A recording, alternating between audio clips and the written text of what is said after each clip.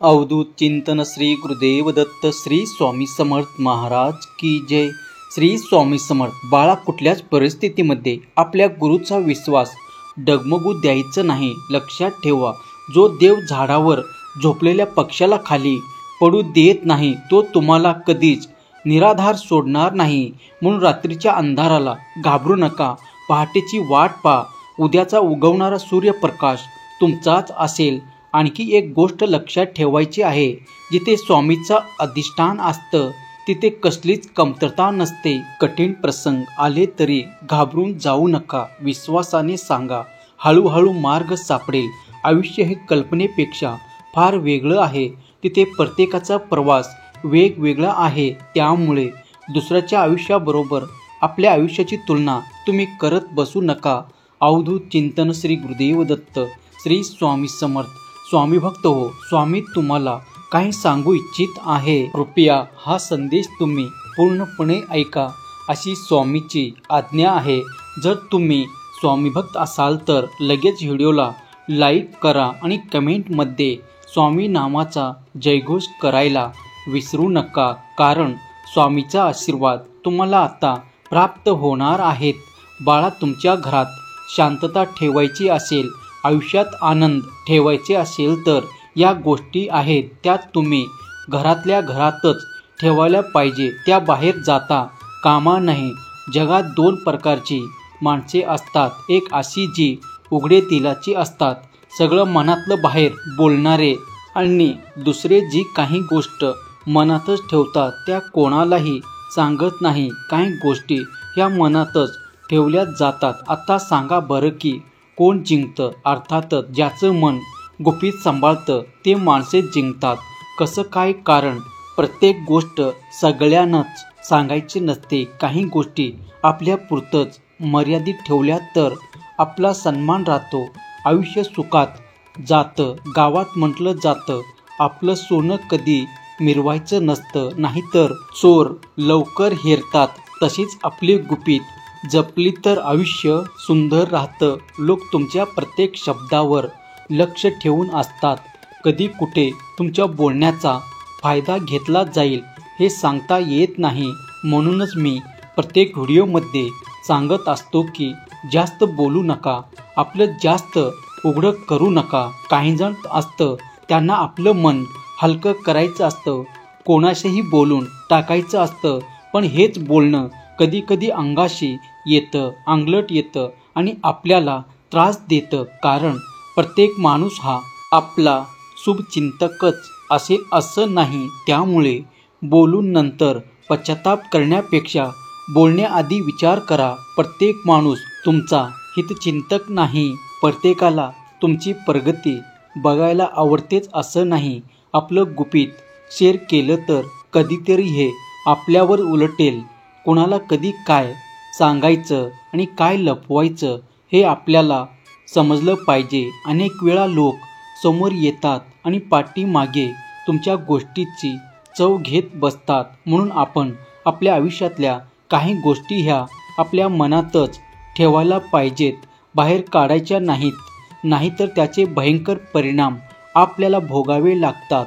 सहमत असाल तर स्वामी आई, मी तुझं बाळ आहे, माझे रक्षण कर, असे तुम्ही टाईप करा आणि हा संदेश आपल्या प्रियजनांना शेअर करा, किंवा आपल्या अशा मित्रांना शेअर करा जो आपल्या सगळ्या गोष्टी सगळ्यांना सांगत राहतो आणि त्याला पश्चाताप नंतर करत बसतो। बाळा, तुमच्या मोठ्या योजना आणि तुमची स्वप्न कधीच कोणाला सांगू नका।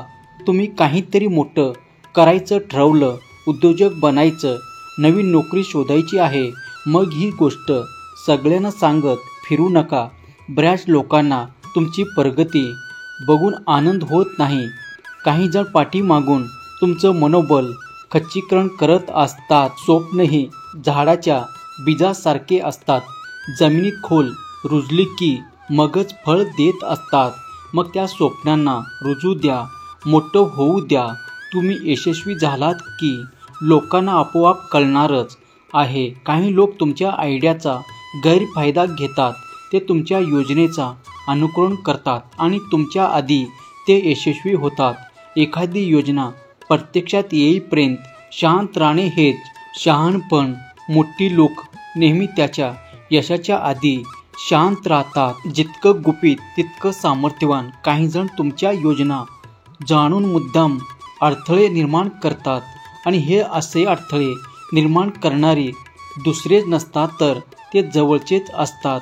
सहमत असाल तर होय मी सहमत आहे असे टाईप करा आणि हा संदेश तुम्ही शेवटपर्यंत ऐका. बाळा, जास्त बोलण्याने स्वप्न साकारणे आधीच वाया जात असतात. बरीच लोक तुमच्या मनातलं जाणून घेतात आणि तुमच्या पाठीत खंजीर खुपसतात. हे नेहमी लक्षात ठेवा. कदाचित काही जणांना याचा अनुभव आलेला सुद्धा असेल. तुमच्या कौटुंबिक सुख दुःख कधीच कोणाला सांगत बसू नका, कारण काही लोकांना सवय असते स्वतःचं ठेवायचं झाकून आणि दुसऱ्याचं पाहायचं वाकून. लोकांना दुसऱ्याचं दुःख पाहून आनंद होतो आणि सुख पाहून वाईट वाटतं.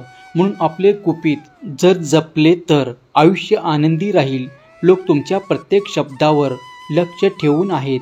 कधी कुठे तुमच्या बोलण्याचा गैरफायदा घेतला जाईल सांगता येत नाही. म्हणून घरातली भांडणे, समस्या किंवा सुखाच्या गोष्टी कोणत्याही असो, सगळ्यांना सांगत बसायचं नाही.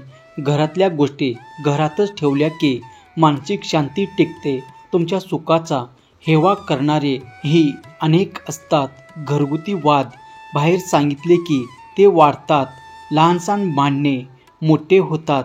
प्रत्येकाला आपल्या घरातल्या प्रत्येक सदस्य आवडतातच असे नाही. तुमच्या वैयक्तिक आयुष्याचा आनंद दुसऱ्याच्या चर्चेचा विषय होऊ देऊ नका. नातेवाईकांना घरगुती गोष्टी सांगितल्या तर त्या दुसऱ्या कोणाकडे पोचवतातच. घरातले छोटे मोठे मुद्दे उगाच मोठे करून दाखवू नका. घरातला सुख गुपित ठेवलं तर ते टिकतं. घरगुती भांडणे बाहेर नेलं की ते मसाला लावून परत येतात. त्यामुळे कोणालाही काही बोलण्या अगोदर तुम्ही विचार करा. होय बाळा, तुमचं उत्पन्न, आर्थिक स्थिती, पैसा याबद्दल जितका कमी बोलता येईल तितका कमी बोला. पैशाचा विषय कधीही प्रत्येकासमोर मांडू नका. शांतता ठेवा. शांत राहण्यातच सर्व काही प्राप्त होते. बाळा, जाता जाता एवढंच सांगेन, मी परत येईनच. पण बाळा, नेहमी लक्षात ठेव, तुझे कष्ट आता संपणार आहेत. उत्तर शोधायला तू योग्य मार्गावर आला आहेस. शब्द माझे तुझ्या आठवणीत ठेव. फक्त नीतिमत्ता साफ ठेव. काळजी करू नकोस. मी आहे. फक्त तुझा मार्ग चालत राहा. जर तू जिंकलास तर खरा ठरशील. स्वामी भक्त. श्री स्वामी समर्थ. जय जय स्वामी समर्थ. श्री स्वामी समर्थ. जय जय स्वामी समर्थ. धन्यवाद.